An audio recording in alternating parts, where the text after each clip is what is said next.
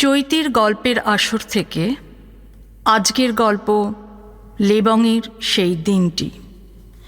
বিপ্লবী উজ্জ্বলা মজুমদারের আত্মকথনধর্মী একটি গল্প। গুলি লক্ষ্যভ্রষ্ট হল। বাংলার গভর্নর অ্যান্ডারসন মারা গেলেন না। 8ই মে 1934 দার্জিলিং শহরে লেবংয়ের মাঠে ঘোড়দৌড়। কথা ছিল গভর্নর অ্যান্ডারসন আসবেন। কুখ্যাত অ্যান্ডারসন তখন আমাদের চোখে বিষ। তারই নামে শাসকের দপ্তর বিভীষিকাময় অ্যান্ডারসন হাউস। কেনই বা আমাদের মনে হবে না ওই নৃশংস গভর্নরকে সরিয়ে না দিলে বাংলার মুক্তি নেই? কারণ আমাদের সামনে তখন অগ্নিময় দৃষ্টান্ত নিয়ে দাঁড়িয়ে শান্তি সুনীতি। ম্যাজিস্ট্রেট স্টিফেন্স নিহত তাদের হাতে। বিপ্লবী বীণা দাস সেনেট হলে সমাবর্তন উৎসবে গুলি চালিয়েছেন গভর্নর জ্যাকসনকে লক্ষ্য করে। প্রীতিলতা ওয়াদ্দেদার শহীদ হয়েছেন সংগ্রাম করে। চট্টগ্রাম অস্ত্রাগার লুণ্ঠন, রাইটার্স বিল্ডিং অভিযান, ডগলার্স বার্জ হত্যা সব মিলিয়ে অগ্নিগর্ভ বাংলায় তখন স্থির হয়ে বসে থাকার উপায় নেই তরুণদের। আমিও বসে থাকতে পারিনি। কারণ আমার যখন 14 বছর বয়স, তখন বাবা আমাকে নিয়ে কলকাতা রওনা হলেন ঢাকা থেকে। উদ্দেশ্য ছিল সেখান থেকে 2-1টি অস্ত্র নিয়ে ফিরবেন। সঙ্গে কন্যা থাকলে সন্দেহ, জেরা, জিজ্ঞাসাবাদ থেকে রেহাই পাওয়া যাবে। আমার বাবা সুরেশচন্দ্র মজুমদারের সেই অস্ত্র নিয়ে কলকাতা ঢাকা পথেই আমার রক্তে প্রবেশ করে গেল বাংলার বিপ্লববাদ। আমি উজ্জ্বলা মজুমদার। প্রথম বিশ্বযুদ্ধের অশান্ত সময়ে আমার জন্ম। আমাদের বাড়ি তখন বিপ্লবীদের গোপন আস্তানা। স্কুলে আমি প্রচার করে চলেছি ভারত স্বাধীন করার স্বপ্নে অস্ত্র নিয়ে এগিয়ে যাবার মন্ত্র। বেঙ্গল ভলেন্টিয়ার্সের বিপ্লবী বন্ধুদের সঙ্গলাভে আমার তারুণ্যের রক্ত টগবগ করছে দেশের জন্য। পরীক্ষার পর বন্ধুদের বাড়ি বেড়াতে যাচ্ছি কয়েকদিনের জন্য। এই বলে বাড়ি থেকে দৃঢ় সংকল্প নিয়ে বেরিয়ে পড়লাম দার্জিলিংয়ের উদ্দেশ্যে। কারণ গ্রীষ্মকালে দার্জিলিং হয়ে ওঠে সাহেবদের ছুটি কাটানোর জায়গা। দার্জিলিংয়ের স্নোভিউ হোটেলে উঠলাম আমি, উজ্জ্বলা এবং তরুণ বিপ্লবী মনোরঞ্জন ব্যানার্জি। আর জুবলি স্যানিটেরিয়ামে আমার সতীর্থ ভবানী ভট্টাচার্য ও রবি ব্যানার্জি। উদ্দেশ্য বাংলার গভর্নর ওই কুখ্যাত অ্যান্ডারসনের গতিবিধি লক্ষ্য করে সুযোগ বুঝে তাকে হত্যা করা। যাত্রাপথে আমার সঙ্গে হারমোনিয়াম, তার ভিতরে লুকোনো রয়েছে 2টি আগ্নেয়াস্ত্র। 8ই মে 1934 লেবংয়ের ঘোড়দৌড় মাঠে উপস্থিত থাকবেন অ্যান্ডারসন।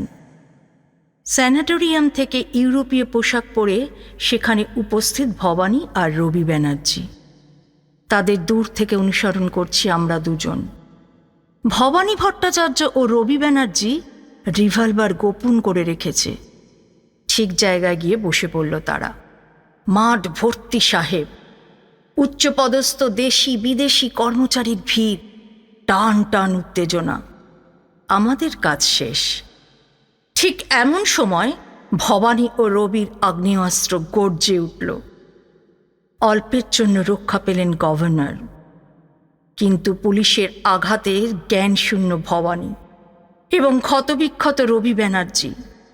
সারা শহর জুড়ে লাল সতর্কতা। ট্রেনে তল্লাশি।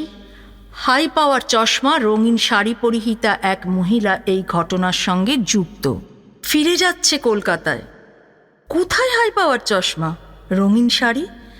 আমি চশমা ব্যাগে পুরো সাদা শাড়ি পরে পুলিশের চোখে ধুলো দিয়ে ফিরে এলাম কলকাতায়। কিন্তু কলকাতায় উঠব কোথায়? শহর জুড়ে তখন সতর্কতা।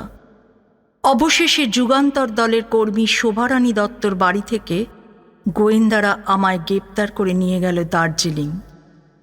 বন্ধু ভবানী ও রবি ব্যানার্জি তখন সেখানকার জেলে। কলকাতা থেকে গ্রেপ্তার করে আনা হয়েছে এই ঘটনার সঙ্গে যুক্ত মনোরঞ্জন ব্যানার্জি, সুকুমার ঘোষ ও মধু ব্যানার্জিকে। শুরু হলো স্পেশাল ট্রাইব্যুনাল মামলা। বিচারে ভবানী ভট্টাচার্য, রবি ব্যানার্জি, মনোরঞ্জন ব্যানার্জির ফাঁসির হুকুম, আর উজ্জ্বলা মজুমদারের সাজা হলো 20 বছরের সশ্রম কারাদণ্ড। হাইকোর্টের আপিলে ভবানীর ফাঁসির হুকুম বহাল থাকলেও বাকিদের দ্বীপান্তর। আমার 14 বছরের কারাদণ্ডের আদেশ। ভবানীকে নিয়ে যাওয়া হলো রাজশাহী সেন্ট্রাল জেলে, আর মেদিনীপুর সেন্ট্রাল জেলে রাখা হলো আমাকে। মনের মধ্যে সতীর্থ ভবানীর জন্য কষ্ট।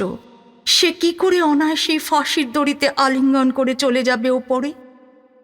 রাজশাহী, মেদিনীপুর যেন কত হাজার বছর দূরে দাঁড়িয়ে রয়েছে। একদিকে মৃত্যু, অন্যদিকে সশ্রম কারাদণ্ডে দণ্ডিত আমি। গভীর রাতে কতবার আমি ভবানী ভবানী বলে চিৎকার করে উঠেছি। কত রাতে গরদের সামনে দাঁড়িয়ে বিপ্লবী বন্ধুর জন্য হাউ হাউ করে কেঁদেছি। বারে বারে ভেসে উঠেছে সাহসী ভবানীর কণ্ঠে থেকে যাওয়া রবিবাবুর সেই লাইনটা, দীপ নিবিবে না উজ্জ্বলা, দীপ নিবিবে না। স্বদেশ, স্বদেশের মন্ত্রে দীক্ষিত আমাদের মৃত্যু নেই উজ্জ্বলা। আমরা দেশের জন্য বলি প্রদত্ত, দেশের জন্য বিচ্ছেদে কোনো শোক নেই উজ্জ্বলা। মহাত্মা গান্ধীর প্রচেষ্টায় আমার বন্দিদশা মুক্ত হলো কয়েক বছর পর। 47-এ দেশভাগ, স্বাধীনতা। আজ ওই বিষণ্ণ অ্যান্ডারসন হাউসের দিকে তাকিয়ে মনে পড়ে গেল ভবানীর কথা। লেবং মাঠের সেই স্মৃতির মেঘ সরিয়ে চেঁচিয়ে বললাম, ভবানী, তোমার ওই গুলি অ্যান্ডারসনের বুক বিদ্ধ করেনি ঠিকই, তবে বাংলার স্বাধীনতা পরবর্তী যুব সমাজ তোমার গুলিকেই তারা মনে রেখে ওই অ্যান্ডারসন হাউসের নাম পাল্টে রেখেছে ভবানী ভবন। হ্যাঁ ভবানী, তুমি শুনতে পাচ্ছ ভবানী? পশ্চিমবঙ্গের গোয়েন্দা বিভাগের প্রধান দপ্তরের ওই বাড়িটাই তোমার ওই গুলির সম্মানে এখন ভবানী ভবন। ভবানী ভবন, ভবানী ভবন, ভবানী ভবন।